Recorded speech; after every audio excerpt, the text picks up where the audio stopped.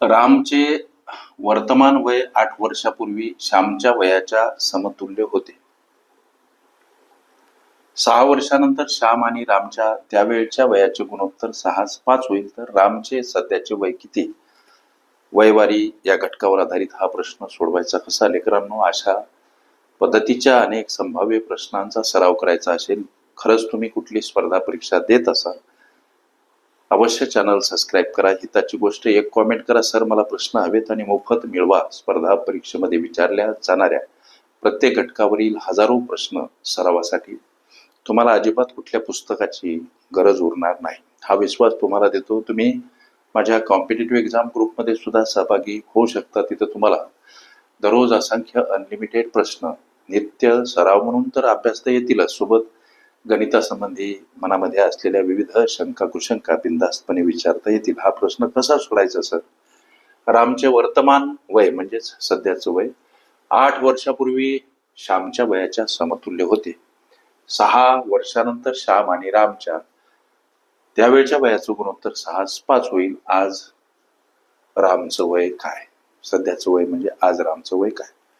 लेकरांनो, गोष्टी लक्षात घ्या. आजचं रामचं वय म्हणजेच सध्याच लिहायचं. सध्याच रामचं वय बराबर आर करा. सध्याच श्यामचं वय बराबर यस करा. इथं गोष्ट 6 वर्षानंतरच्या वयाची सुद्धा आहे, म्हणून 6 वर्षानंतर रामचं वय काय येणार? जर रामचं आजचं वय जर आर आहे, तर 6 वर्षानंतरचं रामचं वय आर अधिक 6 येणार. आता 6 वर्षानंतर श्यामचं वय काय येणार हो? सध्याचं श्यामचं वय यस आहे. 6 वर्षानंतर श्यामचं वय यस अधिक 6. इथं रामचं वर्तमान वय या संमतीचं दिशानिर्देशन तेव्हा अशी गोष्ट आली की रामचं वर्तमान वय 8 वर्षापूर्वी श्यामच्या वयाच्या समतुल्य होतं. तर 8 वर्षापूर्वी श्यामचं वय 8 वर्षापूर्वी श्यामचं वय आजचं श्यामचं वय यस आहे. 8 वर्षापूर्वी श्यामचं वय काय असणार? तर यस वजा 8. ह्या गोष्टी इथं लक्षात ठेवा. लेकरांनो, लक्ष द्या. आता गणित काय म्हणते? तो भाग उत्तराप्रत पावलं वळती करत असताना गणित काय म्हणते बघा. रामचं वर्तमान वय 8 वर्षापूर्वी श्यामच्या वयाच्या समतुल्य. रामचं वर्तमान वय म्हणजे सध्याचं वय काय आहे? आर आहे. लेकरांनो, गोष्टी लक्षात घ्या. रामचं हे वर्तमान वय म्हणजे सध्याचं वय 8 वर्षापूर्वी श्यामच्या वयाच्या समतुल्य होतं. 8 वर्षापूर्वी श्यामच्या वयाच्या समतुल्य होत. मग 8 वर्षापूर्वी श्यामचं वय काय होतं? हे यस वजा 8 असं होतं. म्हणजे 8 वर्षापूर्वी श्यामचं जे काही वय असेल त्या वया इतकं आज रामचं वय आहे. अशा पद्धतीची ही मांडणी. जेव्हा तुम्ही या वजा 8 ला आर कडे पाठवसाल तेव्हा ते अधिक स्वरूपात, समोर हा एकटा उरलेला यस. का अधिक स्वरूपात मांडायचे 8? तर संख्या परस्पर विरुद्ध बाजूने जाताना एखाद्या पदासोबत वजा असेल अधिक, अधिक असेल वजा, गुणीला असेल भागीला, भागीला असेल गुणीला, अंशस्थानी असेल छेदस्थानी, छेदस्थानी असेल अंशस्थानी मांडा. रामचं वर्तमान म्हणजे सध्याचं वय हे 8 वर्षापूर्वी श्यामचं काय वय होतं? जे काय असेल यस वजा 8. हे कसं आलं, काय आलं? एखाद्या वेळेस रिपीट करा म्हणजे पुन्हा पहा. रामचं सध्याचं वय 8 वर्षापूर्वी श्यामच्या वयाच्या समतुल्य होतं. म्हणजे 8 वर्षापूर्वी श्यामचं जे काही वय आहे त्या वया इतकं या रामचं सध्याचं वय आहे. ही गोष्ट लक्षात आली असेल. पावलं पुढं वळती करा. याला समीकरण 1 म्हणा. लेकरांनो, आता गणित म्हणते 6 वर्षानंतर श्याम आणि रामच्या त्यावेळच्या वयाचे गुणोत्तर 6:5 होणार किंवा होईल. मग आता 6 वर्षानंतर श्यामचं वय काय आहे? तर यस अधिक 6 आहे. यस अधिक 6. 6 वर्षानंतर रामचं वय काय असेल? तर आर अधिक 6. लक्ष द्या, गणित मध्ये 6 वर्षानंतर श्याम आणि राम हा आहे लेकरांनो श्याम. जसं दर्शवलं तसं मांडा.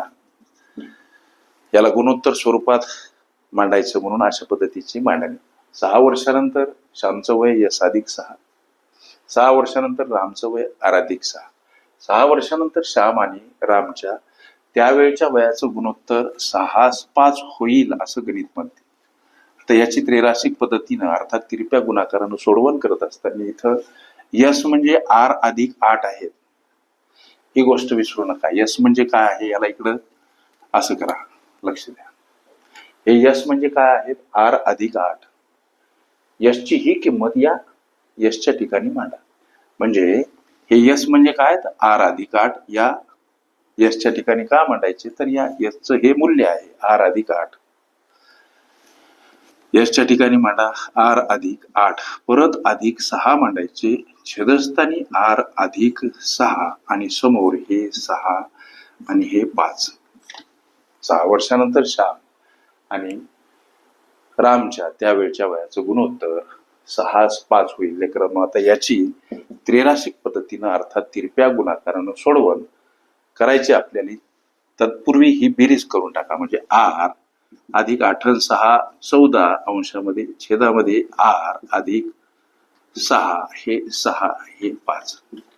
या गणिताला इकडे वळत करतो, लक्ष द्या. त्रैराशिक पद्धतीनं अर्थात तिरप्या गुणाकारानं सोडवण म्हणजे या 5चा गुणाकार या पदासोबत 6चा या पदासोबत. म्हणजे हे गणित इकडं आला आपला. 5चा गुणाकार R+14 सोबत बराबर या 6चा गुणाकार R+6 सोबत. R+6 सोबत लक्षात आलं ना तुमच्या? 5चा गुणाकार या पदासोबत 6चा या पदासोबत. आता 5 आतील पदाला गुणिला म्हणजे 5 गुणिला R 5R आणि 14×5 = 70 बराबर 6 गुणिला R 6R आणि 6×6 = 36. पुढे चला सर. लेकरांनो या +70 कडे येताना हे 36 वजा स्वरूपात, तर या 6R कडे जाताना हे 5R वजा स्वरूपात का मांडायची? संख्या परस्पर विरुद्ध बाजूने जाताना एखाद्या पदासोबत अधिक असेल, वजा वजा असेल, अधिक गुणिला असेल, भागीला भागीला असेल, गुणिला अंशस्थानी असेल, छेदस्थानी छेदस्थानी असेल, अंशस्थानी मांडा.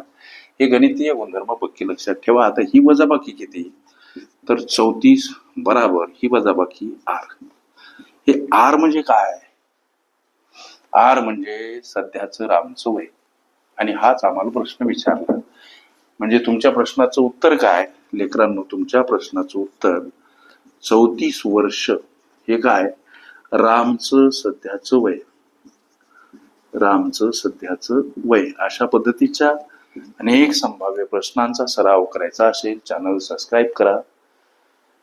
एक कॉमेंट करा, सर मला प्रश्न हवेत मोफत मिळवा. स्पर्धा परीक्षेमध्ये विचारल्या जाणाऱ्या प्रत्येक घटकावरील हजारो प्रश्न सरावासाठी अजिबात तुम्हाला कुठल्या पुस्तकाची गरज उरणार नाही, हा विश्वास तुम्हाला देतो. तुम्ही माझ्या कॉम्पिटेटिव्ह एक्झाम ग्रुपमध्ये सुद्धा सहभागी होऊ शकता. तिथं तुम्हाला दररोज असंख्य अनलिमिटेड प्रश्न नित्य सराव म्हणून अभ्यासता येतील. गणितासंबंधीच्या तुमच्या मनामध्ये असलेल्या शंका कुशंका बिनधास्त विचारता येतील. ओके. वयवारी ही माझी प्लेलिस्ट अवश्य बघा. त्यामध्ये विविध स्पर्धकांनी विविध अंगांनी विचारल्या संभाव्य अशा असंख्य प्रश्नांचा सराव तुम्हाला करता येईल.